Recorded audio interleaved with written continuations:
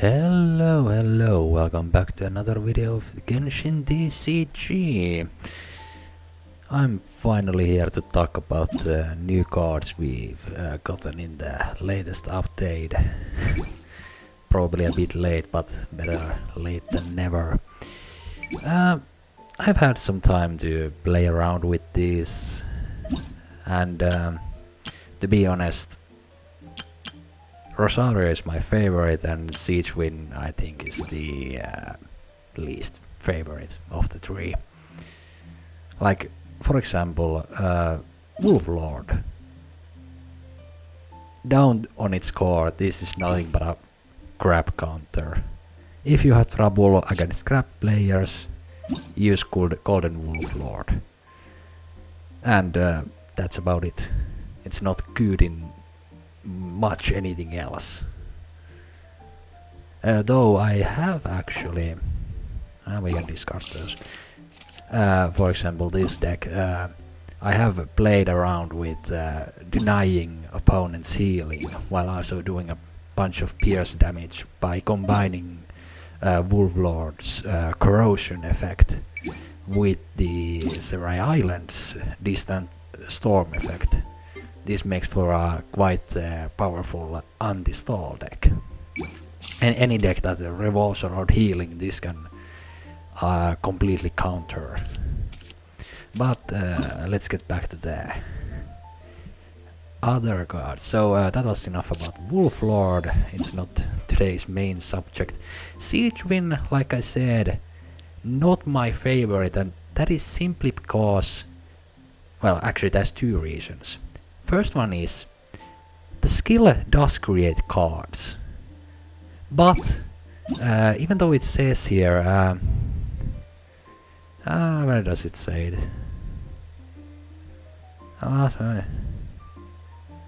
So here,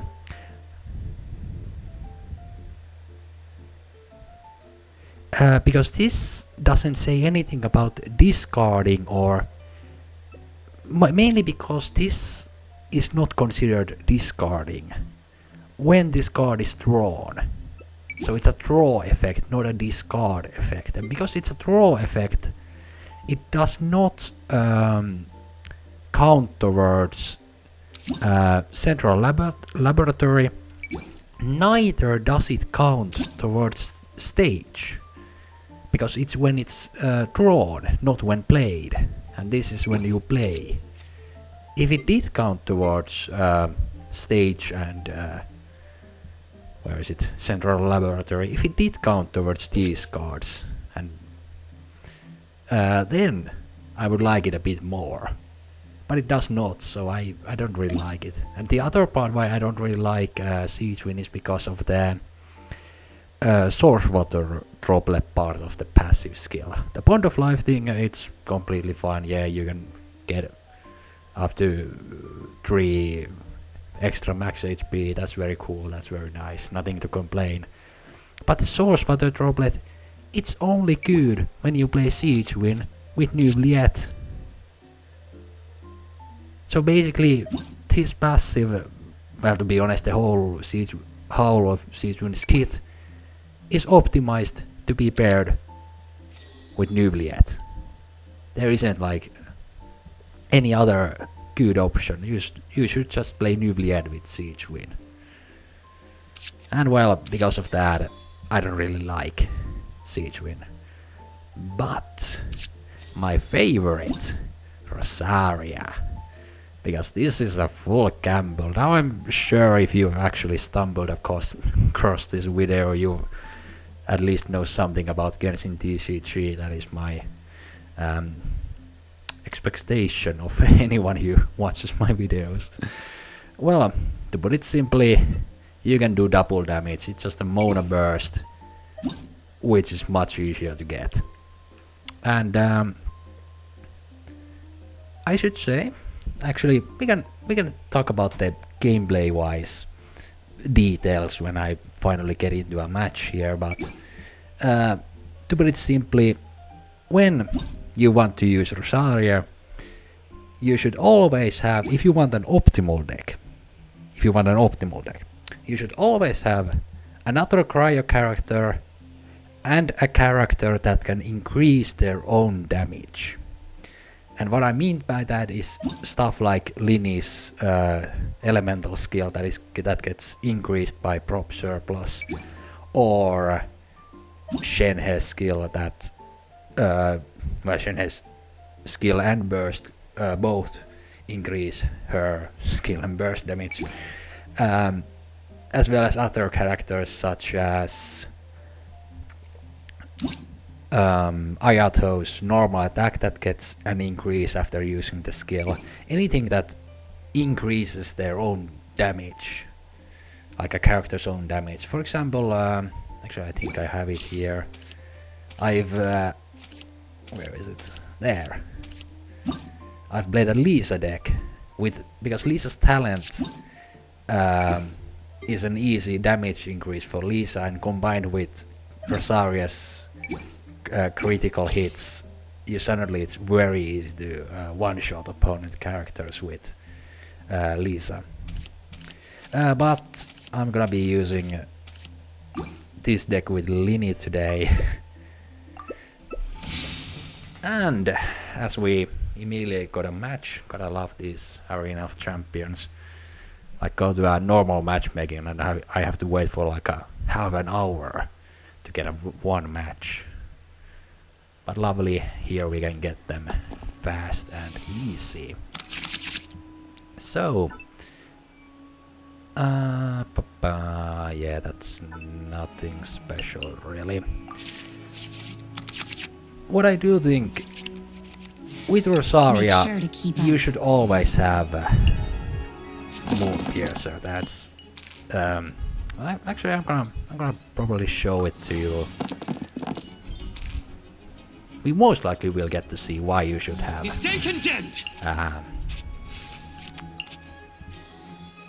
our weapon always.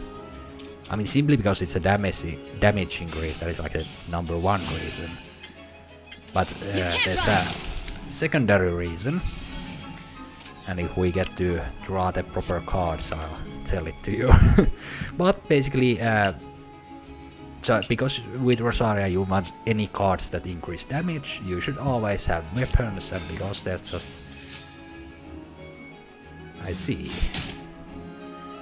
Well, I guess we are gonna be using that one. You should just use weapons because they are the way to go. And we get our first crit hit. Now I should actually say, more often than not, your first critical hit will come after you use Rosaria's Elemental Burst. Because after you do the first skill, if you get the optimal gameplay, which is a skill burst, and then go to town with your other characters. Okay, they wasted the Crabble. Well, let's not concentrate on that. But yeah, in the optimal gameplay... Okay, yeah. Just... and here we go, and this is why you should always have a weapon with Rosaria. Some of you might have already guessed, but if our opponent now had... well, actually, just look at this. The weapon increases our normal attack damage to 3. Combined with Heavy Strike, when it gets that double charge attack bonus, so it does +2 damage, you can do a normal attack with Rosaria that does 10 damage when you have a crit. And that's the way to go. Now, only thing here is that I don't actually want to take out Barbara, since I do not have the burst, so it's just be a skill, and even if it doesn't take out Barbara, it doesn't matter because Rosaria is still healthy.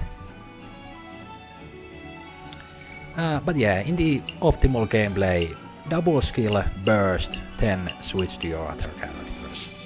If it seems like you are not unable to get the burst off without opponent taking out Rosaria, then you should have in this deck, for example in this deck, Shenhe is a sacrificable character. If you need to tank damage, switch to Shenhe.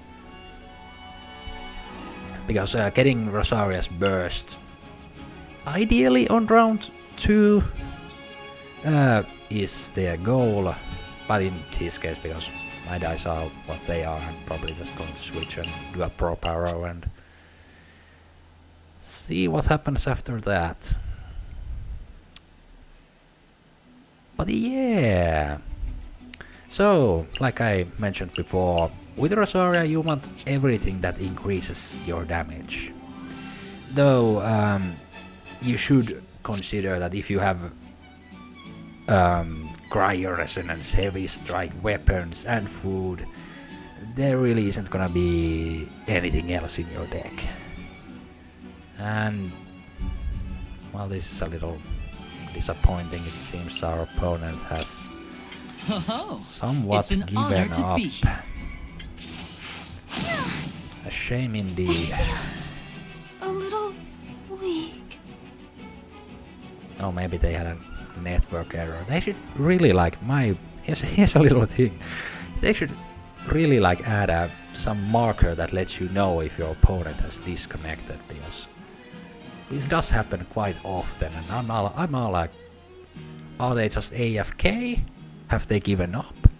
Or are they actually disconnected?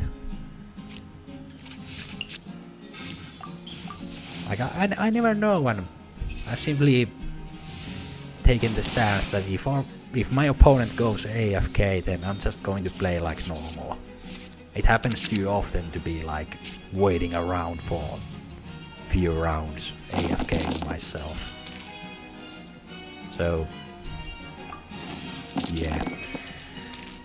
Though now that the match has devolved into this, there probably isn't gonna be any fancy plays coming forward. I'll probably just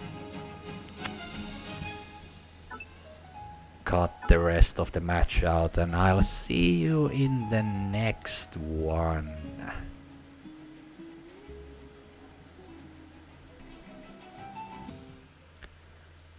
And we are back with another match. The last one was indeed a guy who was simply AFK, hoping that I would give up.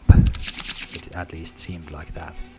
But here, oh yeah, actually against another Rosaria deck. This could be interesting. Actually, hold on, I need to... let's do that. Make sure to keep up. So, what was I all talking about? What all did I say and what did I not? I can't quite remember anymore because of that sudden break, but so yeah, back to the optimal Rosaria gameplay. So it indeed double skill and then burst, because more often than not, that's when you get the first critical hit, is with that burst. Now, seeing that they have a critical hit, this could be a little bad if they have fast action. I'll probably go to Shenhe just to be sure. Judgment!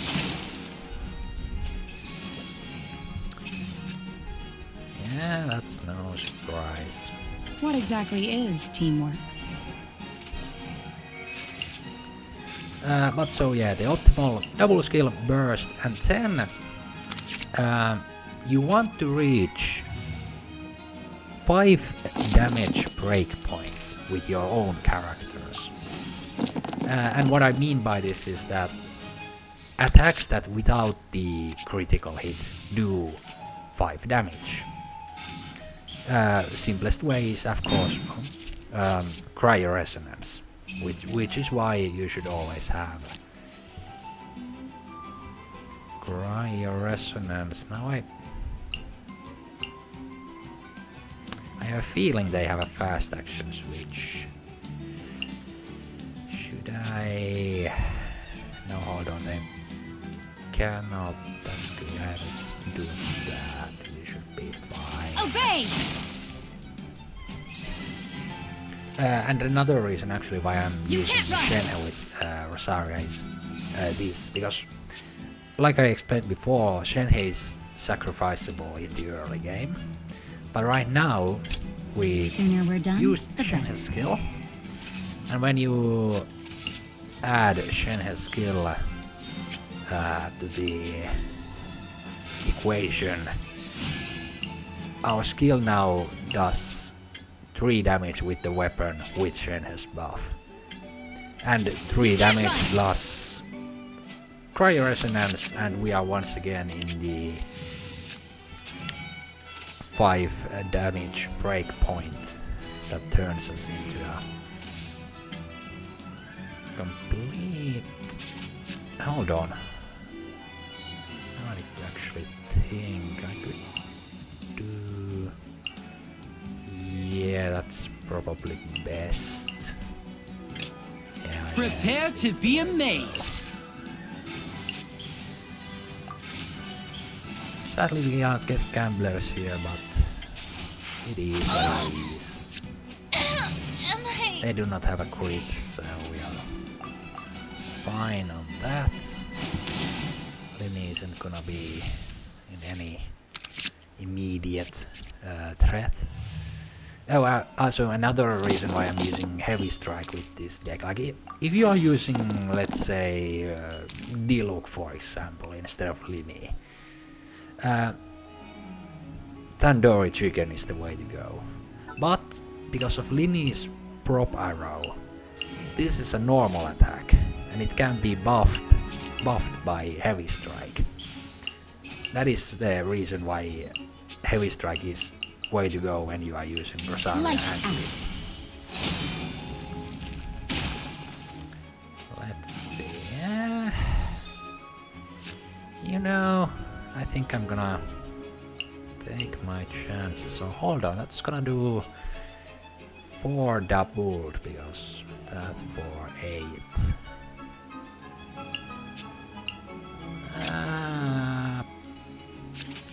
Let's do it like that. Make sure to keep up.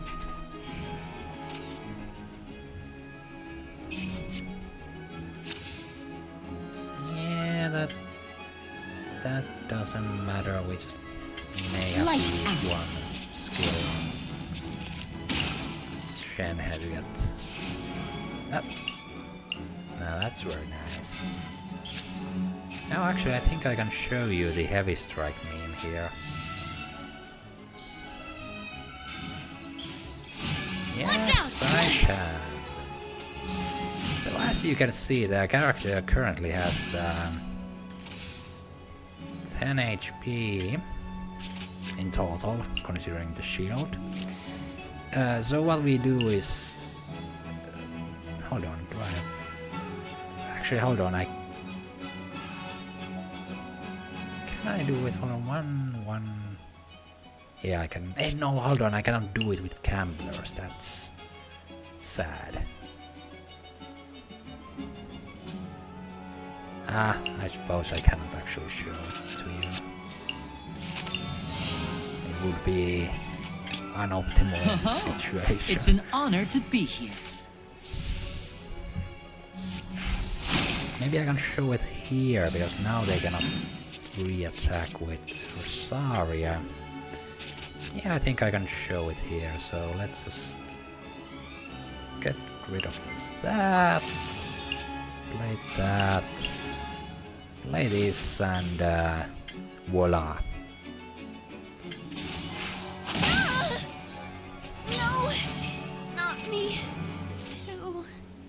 And of course, if you didn't already guess, the reason why I didn't play gamblers is because it would have only given me +1 damage to Heavy Strike if I didn't do a charge attack. But so yeah, Rosaria is very fun because it can make any deck into a complete killer. Is this My final job. And once again, actually I can show you here at the end the deck that I'm using. That what I was talking about earlier, the stuff about extra damage cards. So yeah, we simply have these weapons. We don't have any Wagners or anything, but we are using one Rhythm of the Great Dream. You could also use Golden House instead of this if you want to lean more into the weapons, but I like this because it can be paired with it can be used to get free gamblers as well, because as you can see I'm not using Poor Princess to make gamblers cheaper that way. Otherwise we have Opera and Golden Group for some extra dice. Arcane is Day of Resistance, so that if need be you can keep Rosaria alive round 1 if you are up against decks that do like Monocly, for example. They do a lot of single target damage round 1, and because our game plan revolves around staying on one character, Day of Resistance keeps Rosaria alive, so you get at least the double skill, usually the burst as well. And then other than that we have Whiteclave and Fisherman, Cry Resonance, Heavy Strike to give us that extra damage that can push us up to that 5 damage breakpoint. And then bunch of draw cards to make sure that we actually do get our extra damage. But yeah, that's that. Here's that if you wanna see it. Yeah, I'm gonna be a troll and not include that in the video description. You're gonna have to write it all from here. Well, yeah, see you on the next one.